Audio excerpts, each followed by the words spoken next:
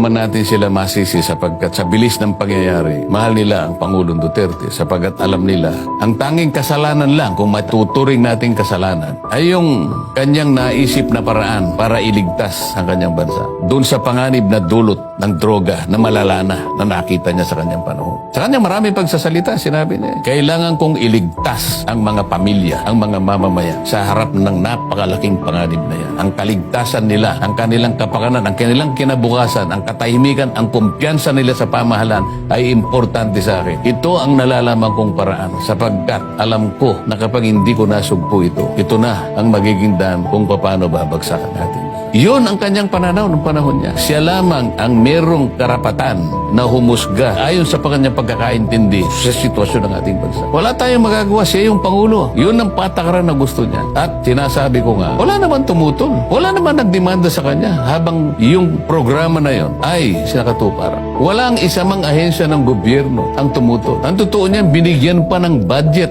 ng ating pamahalaan yung programa na yun. Sapagkat hindi pwedeng walang budget yun. Yung mga taong kakasangkapain mo, yung itatayo mong mga rehabilitation centers na kung saan yung maraming sumuko na gumagamit ng droga ay kinakailangang alagaan din. Libo-libong mga tao. Lahat, pati mga counselors, kinakailangan niya. Ginamit niya lahat yun. Yun ba ang sasabihin mong crime against humanity? Ang isang elemento ng crime against humanity ay yung paraan is a widespread attack to the civilian population. Katulad ng ginagawa halimbawa ng Russia. It's a direct and widespread attack against the civilian population of Ukraine. Kaya nga merong warrant of arrest si Vladimir Putin. Meron bang isang mamamayan ng Russia na sumunod sa Interpol para i-arrestuhin si Vladimir Putin? Ganon din, direct and widespread attack sa mamamayan ang ginawa ni Benjamin Netanyahu ng Israel. Meron ba kahit isang mamamayan ng Israel ang tumugon sa panawagan ng Interpol na arestuhin si Benjamin Netanyahu, presidente ng Israel? Tayo lang ang gumawa nito. Ang Pangulong Duterte walang inisip kung hindi ang kabutihan ng kanyang bansa. Ito ang paraan niya. Prerogative ng presidente yun. Kanya-kanyang pamamaraan kung paano niya nakikita, kung paano niya isasalba sa nakaambang panganib ang kanyang bansa. Walang makakatutol doon sapagkat yun ay discretion and prerogative ng isang presidente. Pagkatapos ngayon, ni isa walang bumangon na kaso laban sa kanya. Ngayon, ipagkakanulo ng mga Pilipino at siya hahatulan, uusigin sa banyagang hukuman. Pagtatawaran tayo ng buong daigdig. Panatiliin natin ang kapayapaan. Alam kong nagsisikip ang dibdib. Kailangan nating magtulong-tulong alang-alang sa ating bansa. Let us stay together.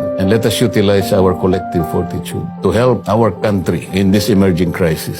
Sabi ko, ako naniniwala na ma-overcome natin itong pinakamabigat na krisis na dinaraanan ng ating bansa. Kong, siguro bago matapos tong interview natin, ano ang huling mensahe mo sa ating mga kababayan? Alam kong tayo ay nasa emerging crisis. Ngunit huwag tayong magpapatalo. Iisa lang ang ating bansa. Ang Pilipino ay resilient. Ang Pilipino ay alam kong makalalagpas kahit gaano kahirap ang kanyang pinagdadaanan. Kailangan lang ay magtiwala tayo sa Panginoong Diyos. Lakas ng loob lang. Huwag tayong magpapatalo. Huwag panghihina ng loob. Darating ang panahon, ang katarungan pa rin ang mangingibabaw. Maraming salamat.